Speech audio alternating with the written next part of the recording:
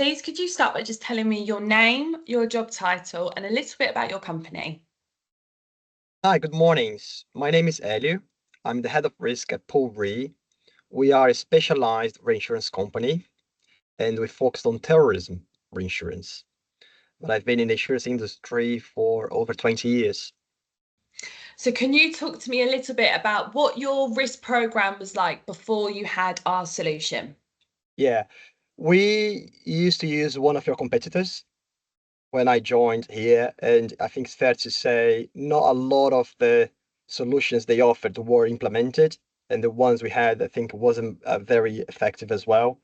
But the tool itself was wasn't up to the standards, didn't have a lot of data analytics capability, was a very slow tool, is one of those which, the front end was very outdated. So the business was not very keen on using it. They would use every 3 months unless they would have to raise a risk event.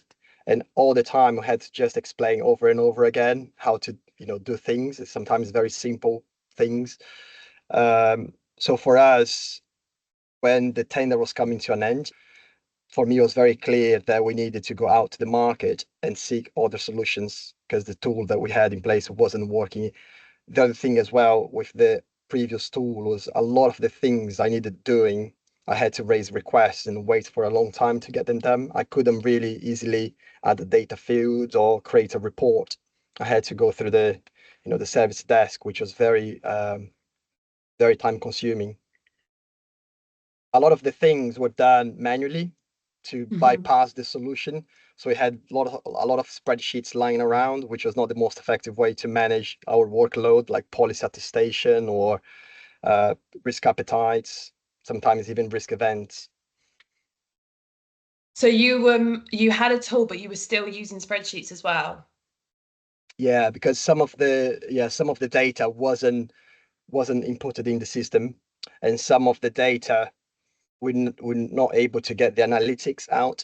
So a lot of the risks and controls or risk events we had to then transport into an Excel to some pivot table, build some charts and tables, then sometimes even clean the data in the spreadsheet before sometimes go back into the system. So there was a quite of manual iteration.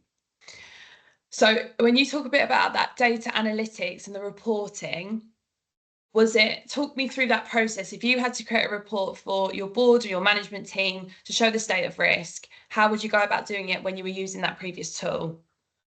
I would have to export the data in Excel and then manipulate the data in Excel, building formulas sometimes to get the historical analysis. If I want to build a chart that showed, from, I don't know, beginning of the year to now, if I want to put some trends. So a lot of formula, a lot of pivot table, and then just building the charts manually as well. So we built a lot of templates to help us. So we'd be able to export the data and then, get the charts straight away. But a lot of things we found we had to also work in the Excel itself because going into the tool and then amending things sometimes was very burdensome if you had to go back and forth. So what we found was easier to manipulate the data in Excel, and then at the end of the reporting, we then go back to the tool and then update everything at once. Because changing between screens was quite difficult. Even like if I'm in a risk, I'm updating the risk, then I have to close that risk. Then I open a new one, and everything takes a second or two, and then open a new one. And then within that risk, I have to go into the control tab or the description tab. So it's very, very hard to move around. Wow. And how many hours did you think it would normally take you to do all that? We from the time we do all the assessment and review the data, so we start with the what we call the risk and control self-assessment process. At that time when that's done, I usually allow myself three weeks to work through all the data because sometimes we have to go back to risk owners or control owners and so forth. So 3 weeks, not just manipulating the data, but also getting some of the actions closed, or you realize there is an event which doesn't have the right description in there, or the person didn't open an action. So the whole thing takes 3 weeks. I don't know if that was by design, but there wasn't a lot the risk and control owners could do in the tool. They couldn't really change the description, or they could change the impact and likelihood, for example, for a risk, but they couldn't change like link a control or add an action and attach it to it. And one of the things I wanted to do with the new tool was to allow full access to the business. Yeah, for me, it was key that they would know how to do it and that the tool would be very simple to use, straightforward, that I didn't need a lot of training. And, because realistically, the business did not use them on a ongoing basis. So they should be able to open the tool and know exactly what they need to do. So let's move into, we know about the challenge of the before. Now let's talk about finding a GRC solution.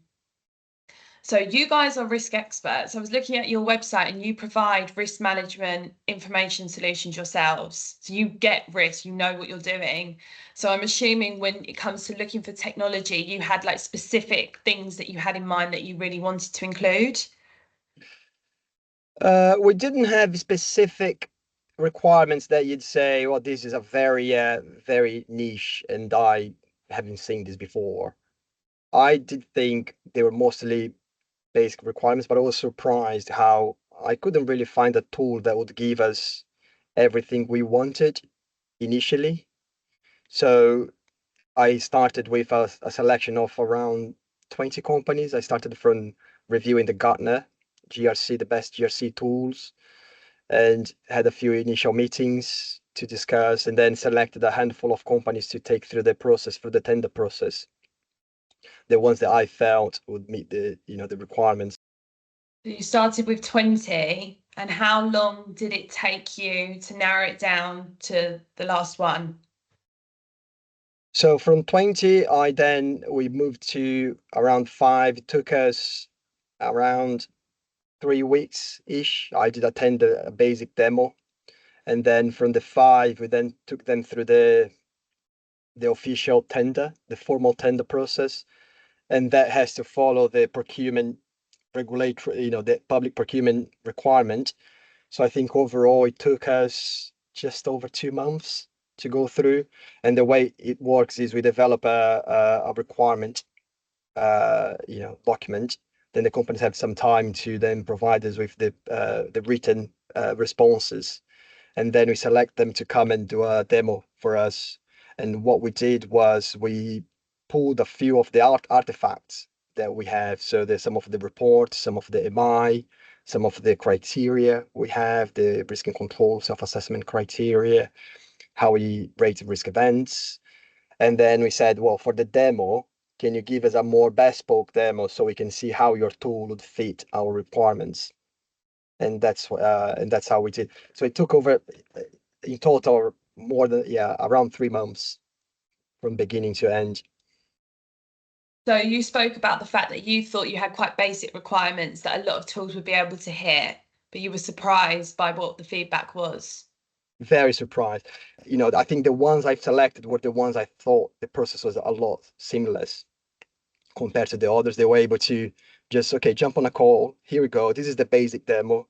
By the way, there's a lot behind this, but we've got half an hour. So this is how it works. If you need anything else, this is the price range, basic information. Can you do risk appetites? Can you do risk and control, self-assessment? Can you do risk events, policy attestation, and so forth? So yeah, so 5, and I had 3 in my mind, and then I thought I'll pull 5 and see how it goes. When did CoreStream start to kind of shine out a bit for you and you were like, okay, these guys could be the ones? Yeah, I think from the very beginning, talking to your sales team, and I think Paul from the very beginning, he was very accommodating. He was very patient, and explaining the capability, explaining the tool. And I think the tool is very visual, very easy to use, very flexible. That was the biggest requirement for us, the 3 biggest requirements. And from the very beginning, I knew potentially to be a very strong candidate. Very good. Had you heard of us before? No, no, I didn't. No, and that was one thing that was a bit concerning in the beginning, because and I even explained, well, I've got a few colleagues in the industry, and I've mentioned to them, and though I didn't get a lot of feedback, it's fair to say. So yeah. So then where did you have, like, in regards to your priorities in the system, did you have must-haves of things you have to have and then nice-to-haves? Yes. Yes. The focus were on the must and shoulds, particularly for an IT perspective as well. We're really concerned with, we know supply chain vulnerability is one of, companies' biggest vulnerabilities. So very keen to get a company which aligned with our ethos as well. We've got a lot of certifications. We did want someone who was as secured as us as well. So that was a key point. So within the must, there was a lot on the IT side, but a lot on what we did was breaking it down for the different capabilities. So we did, risk assessment, control assessment, risk appetites, risk events, actions, what we wanted the tool to do. Yeah, and I think we ended up with a page and a half of musts and shoulds and coulds, all nice to haves. Yeah, And CoreStream met the majority. all of them. Yes, yeah, all of them. I have to say, yeah, the feedback was, I think, was one of the most robust in terms of, because one of the things we asked as well was the implementation plan, and I think was one of the best responses we received, definitely within the top three. So from the beginning, we knew, okay, this got a potential. What are the three things you would say to really focus on? Because obviously you guys have been burnt before with a solution that didn't deliver on what you potentially thought it was going to. What would you recommend people think about when they're looking for a tool? I think the most crucial thing for a risk tool is its user interface, right? Because if you need to engage the business to get stuff done in the system, then it has to be simple to use, because they won't be working on the tool level on a daily basis like we are. So it has to be quite intuitive, very easy to use.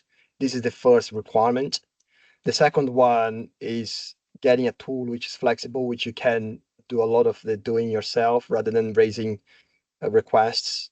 And we found that we end up wasting a lot of time, and a lot of things didn't get done because we just we didn't have the time to just explain and then wait, and then we just decided, actually, let's do in Excel, it's just easier. So having that flexibility to be able to do a lot of the things yourself, I think, is crucial. um, and the third point, I'd say, I guess we're in the digital world now, is all the analytics. Be able to get the output is crucial. So we're putting a lot of data on a daily basis. There's a lot of things going on. I want to be able to get on a dashboard with a click of a button. Let me see my environment, my risk environment. Okay, can I pull into an Excel or a PowerPoint? Can I build an MI very quickly out of that? And I think CoreStream was really good on that. Yesterday I was doing a demo with one of the Exco on just how quick it was to just get the dashboard in, query the data through the chart, click there. You've got the data points, then you can click again, select the range. So really easy to use, and you've got the data in your screen. No matter what you want to get out of it, what filters you want to use, is very easy to take what you need. How much time do you think you've potentially saved by having that intuitive dashboard compared to what you had before? So I have to do a lot of quarterly risk reports, usually for the risk committee. Then I do some ad hoc reports. Well, on a quarterly basis, I would say probably saving a week or more, just by having less data manipulation, less workarounds, just be able to get the data I need. I still need I've got a few specific charts that the risk committee really wants to see, which is fair enough. So I still have to build a few on Excel, but at least I can get the data in a consistent format, and I just plug in my template and get it done. But overall, for the Exco, I don't think I need to produce any reports anymore. They get everything they need from the dashboards. So that saves us just a lot of time just there. They can see straight away in the tool everything they own from their perspective, which was something I was very keen to build, like an Exco dashboard, because they delegate a lot of the risks to the business. but they want to see they have an overarching view of that department. And that was something that we didn't have before, and they thought it was very useful. What will you do with your extra week? Just more assessments, I guess, more assurance reviews, more deep dives, more engagement with the business. I guess improving quality. I don't do copy and paste, so just refining processes, procedures, reports, maybe supporting the team. Very good. Hopefully a slightly longer lunch occasionally as well. Definitely, definitely, particularly on Um, Fridays. yeah, exactly. So, in regards to the actual implementation of the solution, so you picked us and that we can tick that box, and we're moving into kind of like the design stage and that sort of workshop of making sure you had that data migration and everything was custom to how you guys work. Could you talk to me a bit about that? I thought it was very helpful to get a template and get some direction from them. So the team took the ownership of the task initially, which was very helpful. They came up with their views of the different work streams and the data fields. So it saved us a lot of time in the beginning, and we were able to just then review and refine. We had to go through a few iterations, compare to the musts and shoulds and nice to haves, make sure everything was in. We also had to compare with what we have to date, or what we had before, and then see, okay, are we missing anything important here? My key concern was, are we missing any workflows? Are we missing anything important? And also, are you building this tool which is going to be future proof? My key concern was, I don't want a tool that just delivers what we had yesterday. I wanted the tool to be able to, be flexible enough to cater for the different needs in the future. And that was I think the most time consuming thing. But what I thought was very helpful was the team had a pretty good visibility of, the different capabilities and the different user cases. So it was very interesting to see they were able to show some UAT environments with the possibilities that we could have. So we're able to visualize how things would work before we developed it. So once we had all the data requirements, the workflows done, with the support of your library of different reports and systems, we are then ready to go with the configuration. When you were having those discussions with the team, did you feel like they were listening and understanding your requirements? Did they ever challenge a certain point and recommend something else? What was that like?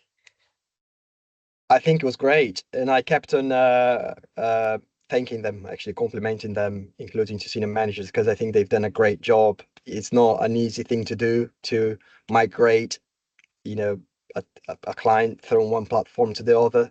You've got I guess you've got a way of doing things which sometimes doesn't work in another place. You have to be open-minded, because the solution may bring you different ways of doing it, and sometimes better ways of doing it. The team, I have nothing to, I think there's nothing that can be improved. I thought it worked very well. I think, Alex and Lionel, they listened, they gave advice, they gave me, different ways of doing things, so I could pick and choose the ones that I thought was potentially better.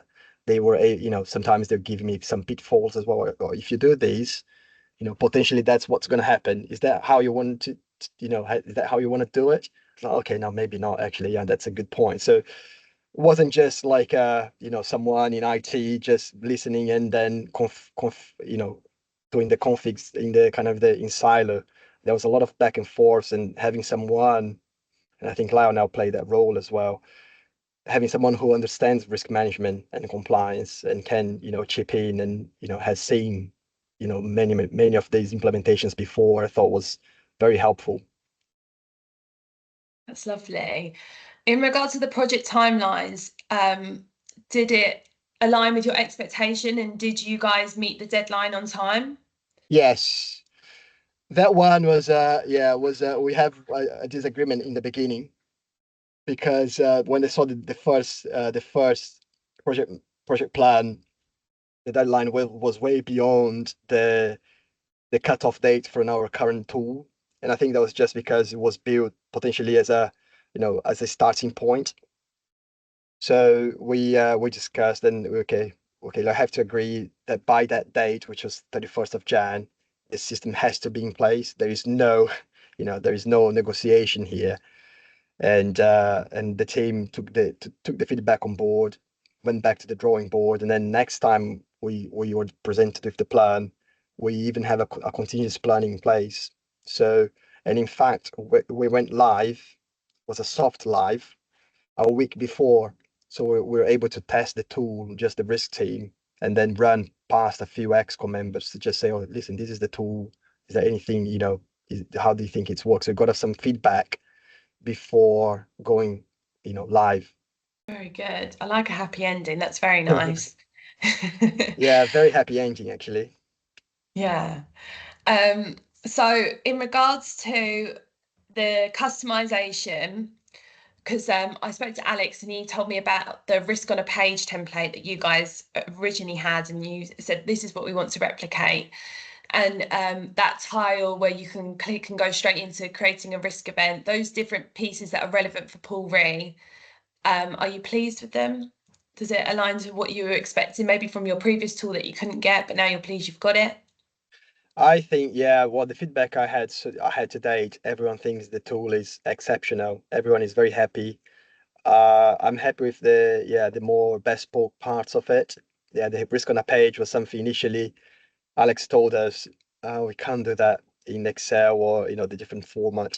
But we actually were able to pull everything, in a Word document, which for us doesn't really matter.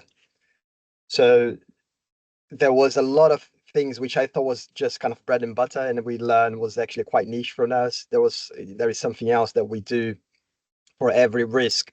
We assess them we've got a list of cross-cutting risks. So for every risk, we assess against those risks as well, the kind of the outcomes.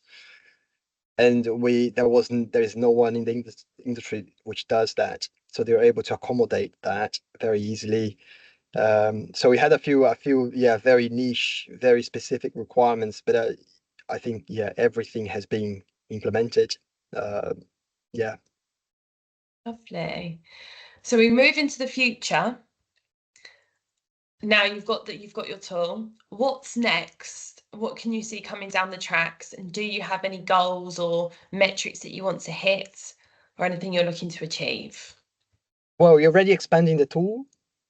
So we initially bought the tool for risk management. We are now, I just had a discussion with Paul yesterday. We're gonna expand the tool to take into account staff declarations, so conflicts of interest and gifts and hospitality mostly. So we send them a bunch of data fields and workflows, and we're going to be implementing that. And I guess we see where it takes us. I think the plan is for the next 3 months. Specifically, we want to just see how it goes. Particularly, we want to do a risk and control and self-assessment using the tool as well, because that's the most important part for us. Is where the whole business gets together and then assess the risk and controls. And then I'm sure there'll be a bunch of refinements that we want to do and then continuously improve it. Very Yeah, good. and expand as we can to, as much as we can to all the areas of the business. If someone asked you about CoreStream and was like, why would you recommend them because you're using them? What is it you would say? I think it hits the 3 points very neatly. The flexibility, user interface, the analytical capability, I think is a great tool. Great price, great team. I think the most important thing is the people that you deal with as well. People understand your requirements, they give you time. I feel quite comfortable having Paul and the team behind, and if I know if I need anything, and if there is a crash or something, I can quite quickly resolve it. That's very important, rather than having to go through a machine or a help desk solution that has never heard of us. I've got people Did you behind. did you enjoy our Christmas networking event? Definitely, I'm looking forward to the next event. Hopefully, I don't have to wait until Christmas. Hopefully, we've got something in the summer or. We Uh, do. We've got lots of things planned. Okay. Anything else that you'd like to communicate about this project? There are a few things which you had to go back and forth and change because we found out through UAT it wasn't working. There were a few things that we missed in the initial requirement, and I think the team was very accommodating, very patient. Sometimes, we do go into these crisis modes, and there's been challenges, but they've taken it very, very nicely, and we are very happy with the final outcome. So I'd just like to say thank you to the team because I thought it was a really good, really good achievement.